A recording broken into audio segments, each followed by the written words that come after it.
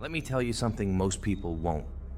The old you, they're dead, and every time you think about going back, every time you whisper their name in your head, relive their memories, wear their shame like a second skin, you're standing at their grave. You're lighting candles for a ghost, but ghosts don't come back. They don't get second chances. You do. So why are you wasting yours, mourning a version of yourself that was never meant to survive? People love to romanticize the past. They wrap it in nostalgia, tie it up with guilt, and call it who I am. But it's not who you are, it's who you were. A chapter that's already closed, a body that's already buried. So stop visiting the grave, because every second you spend honoring the old you, you're robbing the new you of breath. And here's the brutal truth. You're not here to keep the dead alive. You're here to burn, to rise, to become. You don't even realize it, do you? You've been dragging a body through life. Not your body, theirs, the old you, the broken you, the scared, silent, shrinking version of you that couldn't say no. That let people walk all over them just to feel loved. You didn't just bury them, you chained them to your back. Every time you doubt yourself, every time you replay the same mistake over and over like it's a movie that might somehow end differently, you're dragging that corpse one more mile. And here's what hurts the most. You weren't the only one holding the shovel. They helped you dig the hole. The people who told you to stay humble, who said, don't get too big, who smirked when you failed and stayed quiet when you won, they wanted that version of you to stay alive, because that version made them feel safe, made them feel strong. But you're the one keeping it alive, feeding it with memories, worshiping it with regret, talking to it like it's still you. But it's not. That version of you is dead, and the sooner you stop dragging them around, the sooner you'll remember what it's like to breathe. You've been loyal, too loyal, not to people, not to your future, to your pain. You wear it like armor, but it doesn't protect you. It traps you, keeps you stuck in the version of yourself they built from guilt, shame, and silence. And you call it strength. You say, I've been through a lot. You say, this is just who I am. That's not who you are. That's who you became to survive.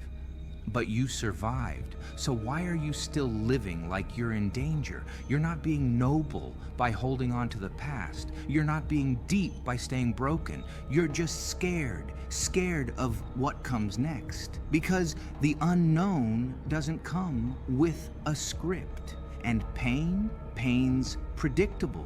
You know how it feels. You know what it looks like. You've memorized every scar like a map to nowhere.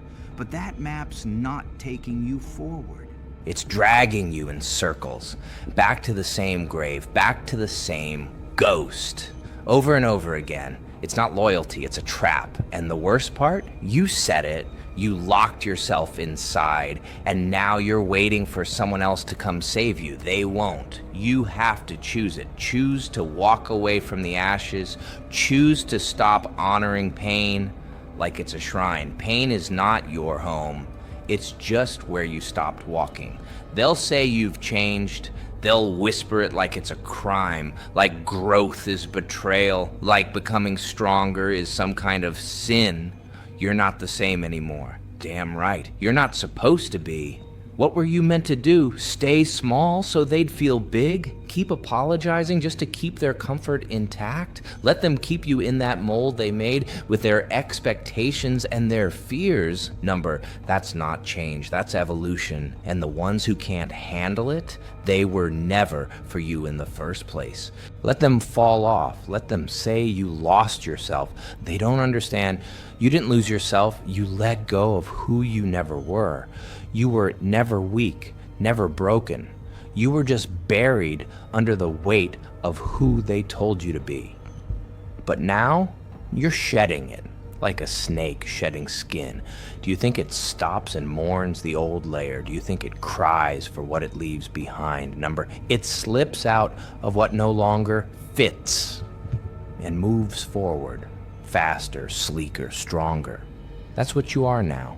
Something sharper, something new, something they don't recognize anymore. And that's what scares them, because they can't control what they don't understand. They can't hold back the version of you that's not afraid to let go, not afraid to outgrow, not afraid to rise. You're going to mess up.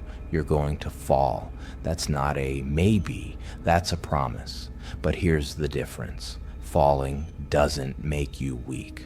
Staying down does. The old you, they stayed down. They made failure their identity. They wrapped themselves in it like a blanket, called it fate, and gave up. But that version of you is dead. You don't live there anymore. So stop acting like you do. You don't owe anyone a perfect life. You owe yourself a real one. Messy, risky, uncomfortable, but real. And if you fall, good. That means you're moving. That means you're trying. The people who mock you when you stumble, they've never built anything, never risked, never fought their way out. They're just spectators in the cheap seats, throwing stones at the ones in the arena. Let them talk. Let them laugh. Because every time you get back up, you rise stronger, more dangerous, more unstoppable. That's how you win, not by never falling, but by refusing to stay buried. So if you're afraid of failing again, let me ask you this. What's worse, failing or never even trying to stand? Letting go isn't weakness, it's war, it's rebellion. It's you standing up and saying, I refuse to live in chains that I forged with my own fear. Because holding on, that's what they want. They want you stuck, still, silent. They want the version of you that apologizes for wanting more, that second guesses every step, that tiptoes around their opinions just to avoid shaking the room. But that version of you is gone, buried, burned, done. And every time you try to bring them back, you're not honoring your past. You're betraying your future. Letting go is how you take your power back. It's how you break their script. It's how you stop dancing to a song you never chose. And yeah, they're gonna notice. They're gonna panic. Because the moment you stop needing their approval, you become dangerous. They'll say you've changed, that you're cold now, that you're selfish. Let them drown in their discomfort. Because your growth isn't for their comfort, it's for your survival. It's for the version of you who's been clawing their way out of that coffin, begging you to stop feeding the corpse you used to be. This is your revolution. And it doesn't start with fire. It starts with one decision, to finally let go. Let me tell you a truth most people choke on. The world doesn't care. It doesn't care about your past, doesn't care about your pain, doesn't care about the nights you cried yourself to sleep or the mornings you couldn't get out of bed. It's not cruel.